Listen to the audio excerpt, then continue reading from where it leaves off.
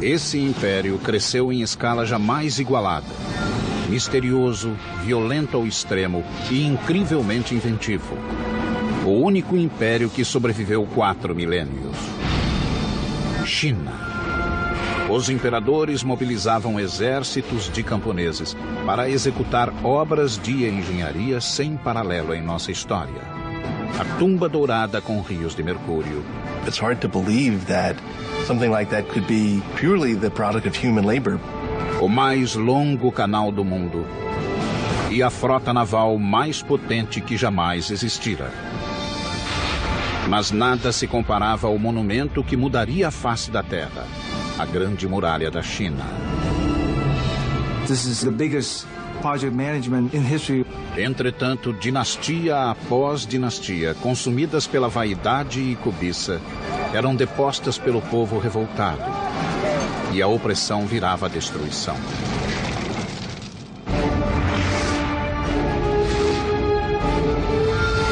Construindo um império. China.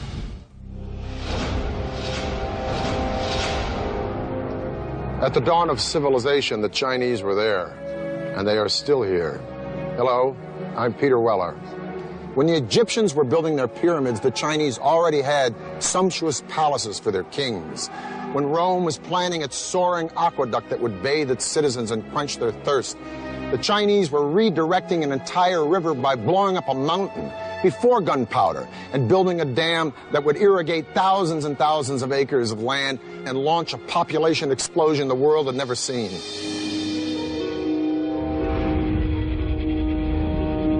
Há 4 milênios, a civilização chinesa cresceu e espalhou-se por vasta área, 1/3 maior que a dos Estados Unidos. Mas durante séculos a China viveu um caos. Os reinos separados lutavam pelo poder supremo. Guerras e conflitos devastavam o território. China was, as we think of it today, more or less, was made up of a number of states, all of which were fighting with one another for supremacy. The period was called the Warring States. No século III a.C., um reino emergiu como o mais poderoso e o mais impiedoso. Uma província, lar de pessoas hostis e belicosas. Eram ambiciosos, fechados e determinados a conquistar e a unir os 7 reinos. Eram chamados de Qin. Eles unificaram o vasto território, criando um império como o mundo jamais vira até então. O reino Qin prosperou em uma região fértil e plana, com acesso a rotas comerciais, como a famosa Rota da Seda, que o ligava aos mais longínquos recantos do mundo. Com o tempo, os Qin desenvolveram 2 vantagens militares sobre os rivais. Aprendendo de nômades e bárbaros, eles se aperfeiçoaram na equitação. Ao mesmo tempo, criaram nova estratégia de guerra.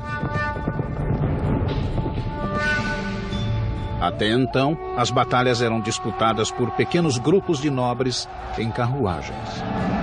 Mas a recente descoberta do metal forjado levou à produção em massa de armas e ao surgimento de um novo tipo de guerreiro, o infante, o soldado a pé. It was a time when the use of iron became much more widespread. So just at the same time as infantry armies, which tended to be much larger, came in, so it was possible to make more weapons.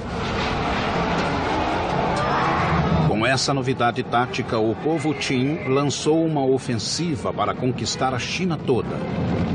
À medida que os rivais caíam, os Qin encararam um novo desafio.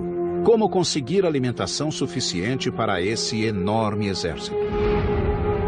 A responsabilidade recaiu sobre um único homem. Seu nome era Li Bin, oficial do exército Qin e um dos maiores engenheiros de todos os tempos.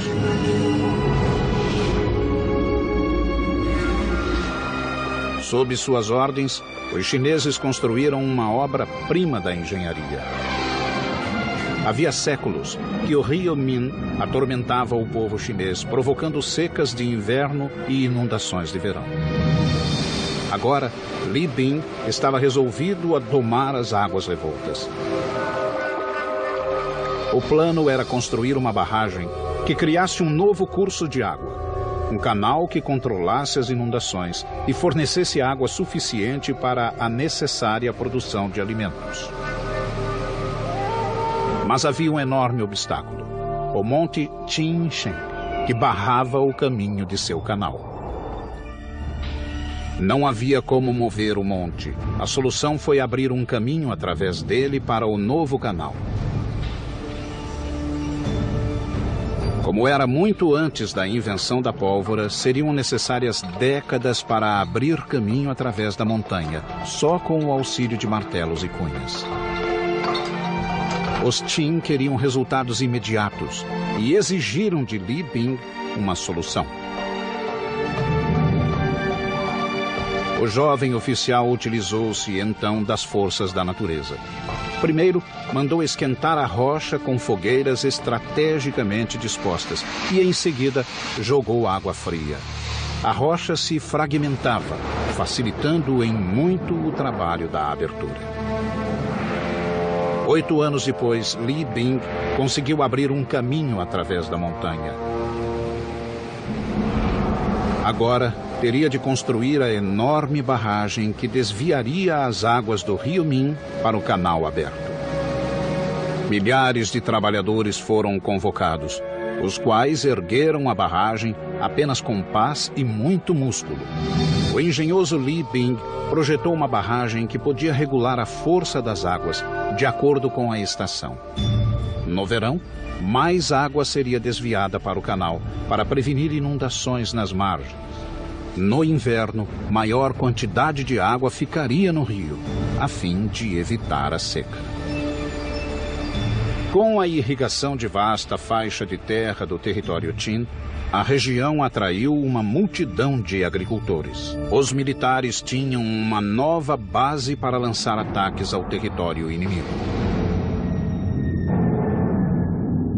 O Estado Qin começava a galgar os degraus do poder.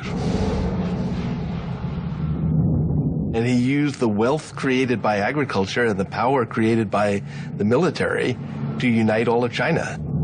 Em 247 a.C., essa tarefa ficou com o novo imperador Qin, um menino de 13 anos chamado Yingzheng. Ele assumira o trono tendo a mãe como regente viúva.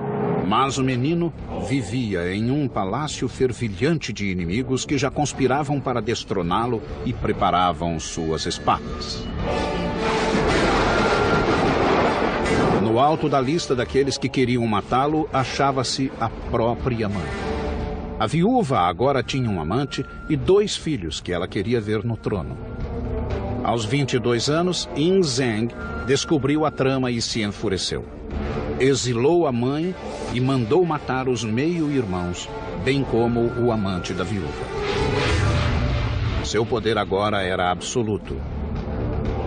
Com o trono assegurado, Yingzheng ordenou ao exército que terminasse a unificação da China. Mas havia um inimigo que ainda resistia. Era o reino de Chu. Em 238 a.C., os Qin lançaram-se em uma guerra épica e sangrenta com os Chu. Essa luta prosseguiu encarniçada por 15 anos. Finalmente, em 223 a.C., os Chu também ergueram a bandeira branca. O último grande obstáculo à supremacia Qin fora esmagado. The Qin supremacy over the Chu is they were able to organize their armies in a much more efficient way than had been done before. O sonho do Império Único fora realizado. A China estava unificada e em paz. O legítimo imperador agora precisava de um nome real. E tornou-se conhecido em toda a China e no mundo inteiro simplesmente como Shi Huangdi, o primeiro imperador. Shi Huangdi declarou que sua dinastia duraria 10.000 gerações. Foi em seu reinado que a China executou o talvez mais espetacular projeto de construção de todos os tempos, uma muralha que maravilharia o mundo até hoje. Mas Mas os Qin pagariam caro pela grande ambição do imperador, suportando a ira de chefes cruéis e derramando o sangue do próprio povo. 220 a.C. O primeiro imperador da China, o guerreiro Shi Huangdi, foi inspecionar o novo império. Pela primeira vez, a China encontrava-se unificada e pacificada, e ele tencionava mantê-la assim, com o mais ambicioso projeto de engenharia jamais concebido, a Grande Muralha da China. Well, the Great Wall was a linking up of walls that had existed previously. A number of states in the north of China had built walls partly to defend against one another, but more importantly to defend their northern frontier. Até hoje ela permanece insuperável, mesmo pela moderna engenharia. Uma barreira inconquistável que isolava o Império Chinês do resto do mundo. Ao longo da fronteira, a muralha se estenderia por milhares de quilômetros. This is Chongcheng. In Mandarin, it means long wall. And believe me, covering more turf than the continental United States is wide, and including all of its spurs that go off into no place, it's 6,000 miles. And man, that's long. Shi Huangdi, China's first emperor, started building it 2,000 years ago. It was worked on right up until the 17th century. But the original wall didn't look like this. It was kind of a mud brick affair, but it presented an interesting engineering challenge nonetheless, because it had to go all the way from the sea in the east to the Gobi Desert in the west, just to keep the northern nomads like the Mongols out and the Chinese people in. If it took the audacity of emperors to dream great, it took the relentless drive of the Chinese labor force to build great, but not without a price. Their capacity to endure hardship was unimaginable. Men, women, and children worked with their hands on this wall, and if you complained or tried to run away, you were killed. Disease was constant, injury was commonplace. Dressed only in rags, these people suffered bitter cold, bitter hunger, bitter exhaustion. Records say that at the height of production on this wall, close to 1/5 of China's entire labor force, 1 million people were working here, and 1/4 of those people died. And if you died here, usually you were buried here, in the wall, giving rise to its other nickname among some, the Long Graveyard. Milhões de pessoas quebraram o braço, a perna ou a espinha nessa obra. There is very moving poetry, mostly written by wives and mothers, about young boys going off and working on the Great Wall Project, not having food, dying in the cold winters, and never returning home. Mas a força braçal não era suficiente. Diferentes regiões tinham solos diferentes e materiais variados de construção. Onde fosse possível, os muros existentes eram reaproveitados, mas a maior parte foi erguida do zero. Os construtores inventaram um sistema que utilizava o único material que jamais faltava. The tamped earth method is what in Chinese is called a hangtu. What this means is that you build a wooden frame to enclose the wall, and you start low with, say, 2 boards parallel, and then you pour some gravel and some sticks and some clay, and then you use the end of a log to beat it and pound it until it's very, very compact. And then you put another layer in, and you keep doing that, and then you put other boards on the outside to hold it in place, and you keep going up until you reach the height that you want. Depois de seco, a estrutura era removida, deixando uma verdadeira laje de terra socada, reforçada por bambus, tal como o ferro reforça o moderno concreto. O lado sul, dando para a China, era defendido por um simples parapeito, enquanto a face norte, que dava para fora, era denteado. Havia uma guarita a cada 700, no máximo 1.000 metros. Um caminho calçado corria no alto da muralha para soldados e carroças. Era uma rota eficiente de comunicação para os vigias das guaritas. Mas, como obra de estratégia militar, a muralha funcionava apenas parcialmente. A wall exists to be defended, but in the long run the wall was not very defensible. Nomads could break through it or go around it. bribe their way through it. Mas a Grande Muralha não foi projetada só para afastar os bárbaros. Era também uma linha simbólica, encerrando e isolando os chineses. The Great Wall, in a sense, is a cultural marker as much as it is a military fortification. It's a way of the Chinese saying to the nomads, you stay out there and raise horses and sheep, and we'll stay in here and grow grain. Em 210 a.C., a muralha chegara aos 4.000 quilômetros, criando um símbolo indelével no território chinês. Mas o ressentimento geral contra Shi Huangdi virou ódio. Muitos súditos achavam que a colossal muralha não valia tanta dor e aflição. Mais uma vez, os inimigos tramavam contra ele. Shi Huangdi's final years were marked by what I think is reasonable to call paranoia. But as the old joke says, just because you're paranoid doesn't mean people aren't out to get you. 3 conspirações chegaram muito perto do êxito. Shi Huangdi revidou, transformando a China em prisão virtual do povo. E ordenou que todos os registros de seu regime fossem destruídos. A punição para quem não obedecesse era o trabalho forçado ou a morte. Cerca de 400 pessoas foram enterradas vivas, como lição a quem ousasse reclamar do regime. Quando o filho do imperador objetou, ele também foi banido.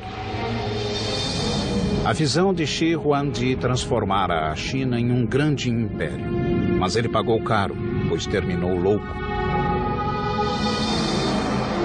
Antes, ele voltou às suas obsessões e ordenou que acabassem outro grande monumento que já havia sido iniciado.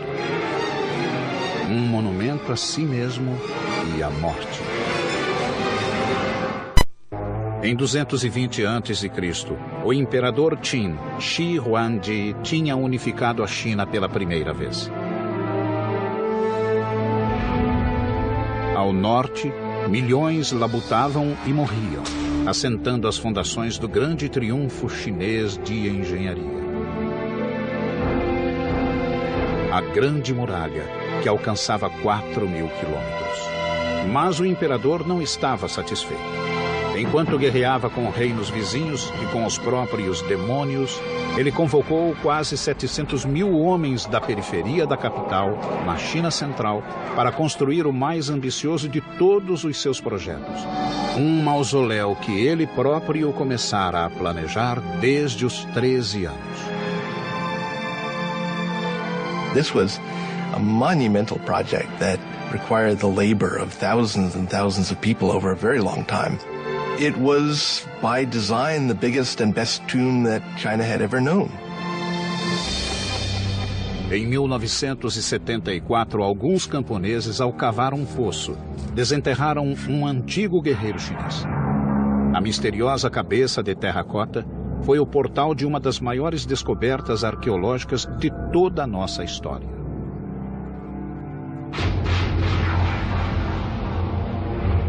The mound is huge. The mound was always known to be the tomb mound of the first emperor. What was a total surprise was the army of terracotta warriors about a kilometer to the east of the tomb, who presumably were guarding the approach to the tomb itself.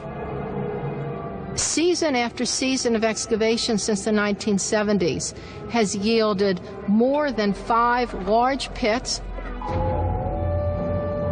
The individualized faces and drapery and armor suggest that each one of these warriors was molded from the life from an individual separate human being. The precision and detail in the sculpting, the firing of the clay are unmatched today. These warriors are a colossal achievement, and some believe the greatest archaeological find of the 20th century.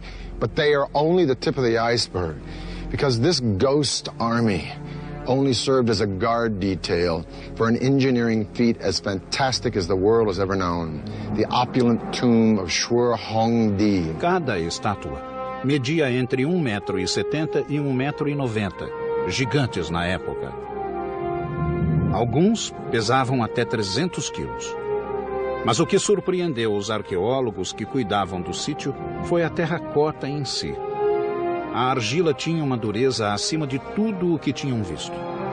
Os artesãos de Shi Huangdi desenvolveram uma tecnologia revolucionária. Altos fornos de barro com temperaturas acima de 1000 graus Celsius. Os arqueólogos acharam 3 grandes depósitos repletos de estátuas que guardavam a tumba do primeiro imperador.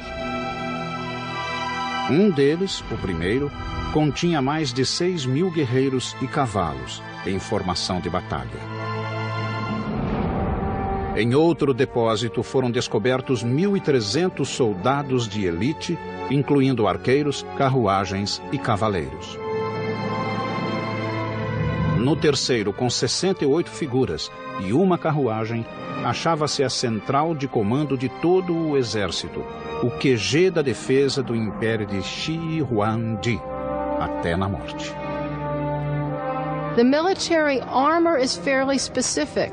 We can tell that the armor used was lacquered leather. We can see that people had cleats on the bottom of their boots to help them run in the mud. We can see the kinds of caps people wore and associate them with rank. Paredes de 10 metros dividiam o enorme complexo que se estendia por 7.000 metros em 3 partes: a cidade de fora, a interna e o mausoléu em si. Na construção da tumba, milhares de trabalhadores escavaram um depósito gigantesco, medindo cerca de 500 por 500 metros, equivalente a quase 600 quadras de basquete. Quando o grande complexo ficou pronto, foi soterrado por uma montanha de terra de 120 metros de altura. Na época, pode ter sido tão alta quanto a Grande Pirâmide do Egito. Mas ao longo de 2000 anos, o tempo desgastou a montanha criada pelo homem, que hoje tem 75 metros.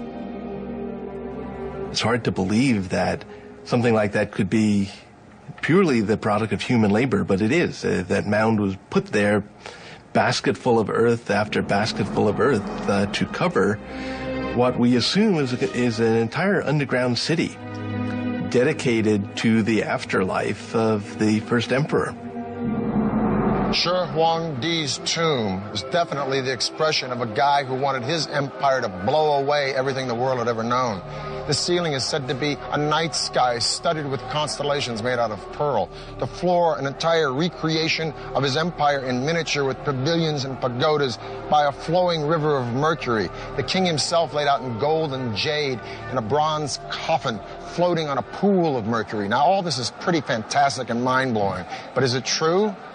Well, scientific tests have proven mercury levels 100 times the norm around the mountain, and ground-penetrating radars detected a room inside the mountain 33 feet high. So the emperor's tomb may be all it's cranked up to be, but we're going to have to wait to find out, because the Chinese government has decided not to excavate the place until they have the technology to preserve what's inside. And even then, once they go in, it may be a very treacherous dig. There were corridors and trapdoors and booby traps that were designed to prevent tomb robbing. Now, we assume that those are no longer operable after a couple thousand years, but I'm sure whoever goes into that tomb first is going to step carefully. Shi Huangdi declarou que sua dinastia duraria 10.000 gerações. Mas 3 anos após sua misteriosa morte, o vasto império caiu. O imperador pagará alto preço pelos mirabolantes projetos de engenharia. A Grande Muralha e a tumba arruinaram o país, além de quebrar a espinha dos camponeses. Empurrado até o limite, o povo se revoltou e a China mergulhou no caos. Shi Huangdi, o primeiro imperador da China unificada, estava morto. Poucos choraram. E muitos esperavam o fim da odiada e cruel dinastia Qin. Uma nefasta luta pelo poder tomou conta do império. In a word, it was chaotic. Very quickly, after the death of Qin Shi Huangdi, things fell into civil war with various people vying for power. Em 206 a.C., um novo líder surgiu determinado a trazer estabilidade para a China. Seu nome era Liu Bang. Soldado e político astuto, ele sabia como conquistar a mente e o coração do povo. Nos 4 anos seguintes, Liu Bang consolidou-se no governo e obteve o apoio popular. A paz retornou ao império. Quando morreu em 195 a.C., ele tinha iniciado uma dinastia que floresceria por quase 4 séculos, os Han. O clã atirou-se à construção da Grande Muralha com maior fúria ainda que Shi Huangdi. They extended the Great Wall much further to the west than it had been, and set up a set of garrisons and a series of watchtowers that guarded the trade routes out into Central Asia for hundreds of miles to the northwest of the capital. Os Han plantaram fortalezas a intervalos menores que as outras dinastias, de 1 a 4 quilômetros. Nas áreas de muita atividade inimiga, o intervalo caía para 500 metros. Os soldados Han tinham 3 grandes missões na muralha: defendê-la de invasões, enviar espiões às linhas inimigas e obter informações, e manter as fogueiras das torres sempre acesas e abastecidas de lenha. Han Dynasty signal towers incorporated several sorts of alarms. Flags and smoke were only used in the daytime. Torches were only used at night. Bigger bonfires and drums were used at any time. And complex codes were devised for these signals. And just like today, modern codes, they were all classified as top secret and unknown to the public. From around 200 BC to 200 AD, just about the time that Rome was dissolving as a republic, only to be reborn as an empire that would gobble up and transform the Western world, China was an empire that was consuming and transforming the East. During the Han Dynasty, the population of China grew to 50 million people. The empire went as far south as Vietnam, as far west as Afghanistan. It was massive. But after 400 years, just like Rome, internal disintegration started to overshadow military success, and in 184 AD, a peasant rebellion brought the Han Dynasty to a screeching halt. And once again, China was on the verge of chaos. Durante 3 séculos, guerras, traições e assassinatos imperaram na China. Mas surgiu novamente um pulso firme que deu fim a essa época de trevas. No século VI, um povo do norte, os Sui, declarou guerra ao caos e começou a conquistar o império região por região. A China foi de novo unificada e, pela primeira vez, desde a queda da dinastia Han, 3 séculos antes. Yang Di, o imperador, ergueu o Império Sui sobre as bases das dinastias anteriores de quase 1000 anos. Diferente dos antecessores que se concentraram em fortificar a China contra o mundo de fora, Yang Di voltou-se para dentro e reforçou as fronteiras internas. A China era vasta e seus rios constituíam um eficiente meio de transporte a grandes distâncias. 2 grandes rios atravessavam o país de leste a oeste, o Yangtze no sul e o Amarelo no norte. Mais de 1000 quilômetros separavam os dois. A China era uma casa dividida. Yang Di decidiu agir e imaginou ligar a China do norte com a do sul com uma artéria central gigantesca, um grande canal. Seria uma estrada de água para mercadores, soldados e cidadãos. Very common to China in terms of constructing any large infrastructure project. They would look at existing waterways and trying to find area where they could connect and link the entire canal. They want to take advantage of the natural geography. Esse gigantesco projeto de construção exigiria mais de 1 milhão de homens trabalhando nas escavações. As condições de vida e trabalho eram péssimas, cruéis e primitivas. Milhares morreram de fome, fadiga e doenças. Alguns eram surrados até a morte pelos supervisores.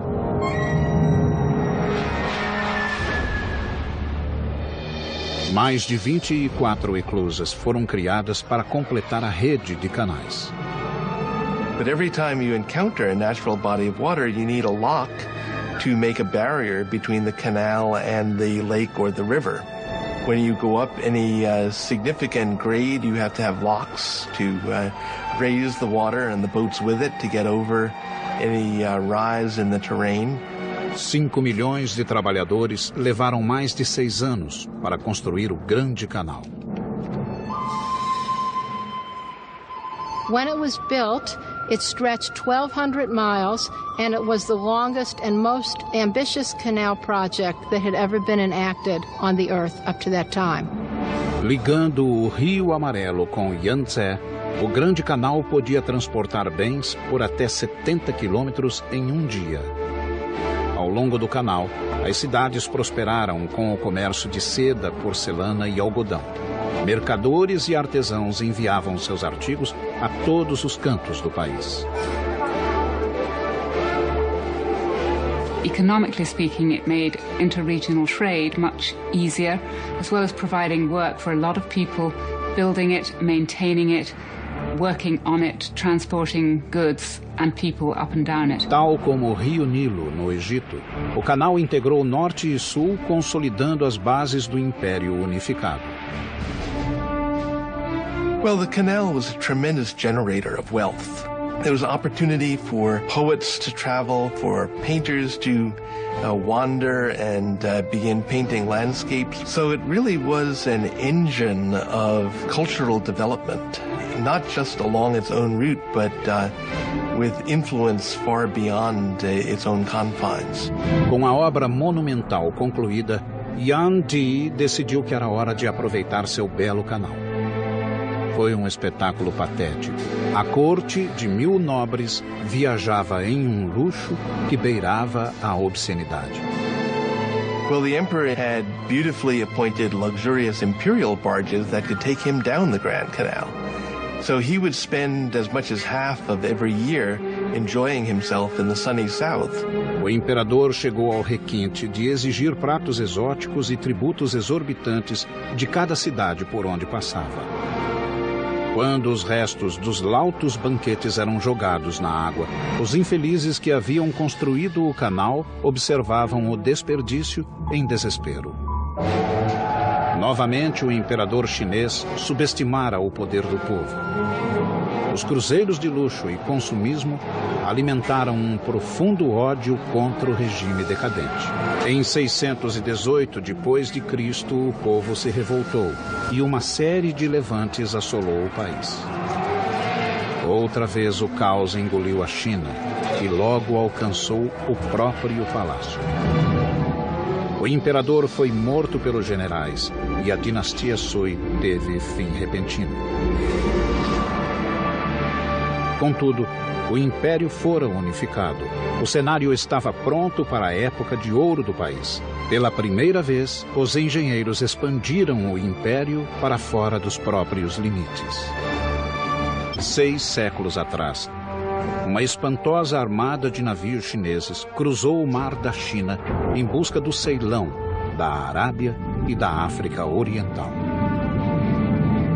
Era uma frota como nunca fora vista, com barcos de 9 mastros, escoltados por dúzias de navios de carga, de patrulha e de transporte de cavalos de montaria. A tripulação somava mais de 27 mil marinheiros e soldados. Era a famosa armada da poderosa dinastia Ming, anunciando ao mundo que após um século de domínio mongol, a China voltara a seus legítimos donos. Na proa, via-se o almirante, um plebeu da província de Yunnan que se tornara um dos mais poderosos líderes da dinastia Ming. Chamava-se Zheng He.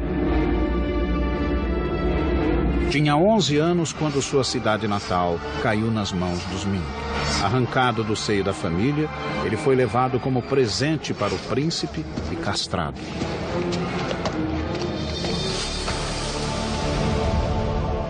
Eunuchs appear often in Chinese history, and the reason that they gained power was because they had much greater access to the emperor and to imperial women because they didn't pose a threat.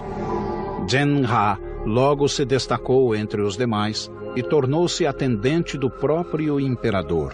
Juntos eles fizeram um plano de conquista dos mares. Zhen Ha foi nomeado comandante de uma frota extraordinária. Tratava-se de um desafio que nenhuma dinastia chinesa havia tentado. He was somebody who definitely wanted to create a personal stamp on the world. Zhen Ha encomendou 337 navios e adaptou 188 cargueiros de fundo chato para a água salgada. Just to get the building materials together, get the craftsmen, get the designers and all the rest, and then, say, put together a fleet of 300 ships is remarkable. I mean, the British fleet in the time of Napoleon, it had an upper limit of about 100 ships of the line, men of war. Exército de 30.000 carpinteiros, veleiros e artesãos trabalhava e morava nos estaleiros, cuidando noite e dia da magnífica frota de Zhen. No centro do enorme arsenal, 7 docas secas achavam-se separadas do Yangtze por represas de 8 metros de altura. Uma vez prontos os navios, as represas eram abertas, inundando as docas secas. A nau capitânia era espetacular, contando com 9 mastros e medindo 135 metros, quase uma vez e meia o comprimento de um campo de futebol. Foi o maior navio de madeira já construído. Projetado para ser estável, tinha fundo chato, recheado de pedras e uma inovadora madre do leme que podia ser erguida para reduzir o calado em águas rasas. Compartimentos isolados e estanques, inspirados na forma dos gomos de bambu, continham água potável e alimentos, além de manter o barco flutuando, mesmo com brechas no casco. O segundo deck era o alojamento da tripulação. Cozinha, cantina e operações ficavam no terceiro deck, enquanto o quarto servia de plataforma de lutas. Aparelhada, a capitânia tinha 9 mastros e 12 velas quadradas de seda vermelha, tingindo o azul do céu. Os outros navios tinham até 24 canhões de bronze, com alcance de tiro de até 300 metros. Popas e proas tinham esporões para atacar navios menores. Alguns navios transportavam cavalos ou soldados. Outros levavam tanques de água fresca e suficientes provisões para até 28.000 homens. We're talking about a really, really big fleet. It had as many soldiers and sailors on it as the Spanish Armada of 1588. It had about twice as many ships. Em 1405, o comandante eunuco Zhen Ha zarpou rumo ao mundo. Zheng He was not an explorer. What Zheng He was doing was what we would call in modern terminology power projection. Em 28 anos de carreira naval, o almirante Zhen Ha visitou 37 países, rodeou a ponta da África até o Oceano Atlântico e comandou uma frota cujos números sobrepujavam os das frotas europeias somadas.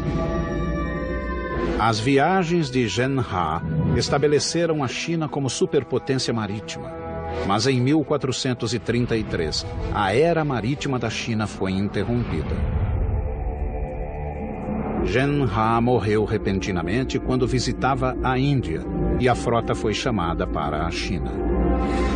Um novo imperador ocupava o trono. Com uma ordem incompreensível, ele mudou o curso da história chinesa. Apesar do domínio naval gozado pelo país, a magnífica frota de Zhen Ha deveria ser incendiada. Foi um dos momentos decisivos da história. A China tinha tudo para ser senhora dos mares e colonizar o mundo, anos antes dos portugueses, espanhóis, holandeses e ingleses. Sob o novo imperador, todos os navios marítimos foram destruídos. Até os portulanos de Zhen Ha foram queimados. A era marítima da China terminara. Todas as portas agora se fechavam. Os navios se foram e a promessa de poder internacional e conquistas estava morta. O motivo da decisão do imperador permanece um mistério até hoje. 1449, 16 anos depois que o império se isolou de novo, o velho inimigo da China retornou. Os mongóis lançaram um ataque maciço. Tal como as dinastias anteriores, os Ming refugiaram-se na muralha para se proteger. O resultado seria um feito monumental, talvez o mais espetacular do império: a restauração da Grande Muralha, que se transformou na colossal estrutura que conhecemos hoje. Earlier walls had been primarily made of tamped earth. The Ming walls were faced with brick and stone. They were much more solid, and those are the ones that we can still see parts of today. Uma mistura de papa de arroz e calcário queimado criou uma argamassa cuja eficiência rivaliza com a do moderno cimento. A construção de fortes militares na Grande Muralha atingiu o auge na dinastia Ming. Paredes duplas foram acrescentadas em certos pontos, juntamente com bastiões, passagens secretas e outros recursos. Guaritas de vários formatos e tamanhos serviam de abrigo ou simplesmente de torres de sinalização. As guaritas de abrigo eram grandes o bastante para guardar alimentos e armas e ainda dar alojamento aos soldados. Escadarias internas levavam até o alto da torre, onde pequenas aberturas serviam de vigias. As defesas englobavam vários itens, incluindo a artilharia. The Chinese have a clear superiority over the Mongols in gunpowder weapons. And as long as the Ming Dynasty could maintain a cohesive enough army along the Great Wall, they were capable of resisting individual Mongol attacks. No fim da dinastia Ming, a Grande Muralha, incluindo inúmeros ramais e desvios, serpenteava por quase 10.000 quilômetros no norte da China. Durante 150 anos, a muralha cumpriu seu papel. Mas em 1600 a grande dinastia estava decadente e uma tribo de fora, conhecida como Manchu, ganhava força na fronteira norte da China. Em 26 de maio de 1644, Pequim sucumbiu ao poderio Manchu. Os chineses levariam mais de 250 anos para expulsar os invasores, mas assim que o fizeram, um novo poder emergiu. Algo totalmente diferente: a China comunista. Nothing symbolizes the enduring power and imagination of the Chinese more than this Great Wall. Of all of the civilizations that have reached the glorious heights of empire, only one has avoided the inevitable oblivion that follows. Emperors come and go, but for thousands and thousands of years, from the dedication and vision and resilience and brilliance of these remarkable people, they have pushed their civilization to triumph again and again and again, where others have simply morphed or dissolved or just faded away. At the dawn of humanity, the Chinese were here, and they are still here, and they ain't finished yet. I'm Peter Weller for the History Channel.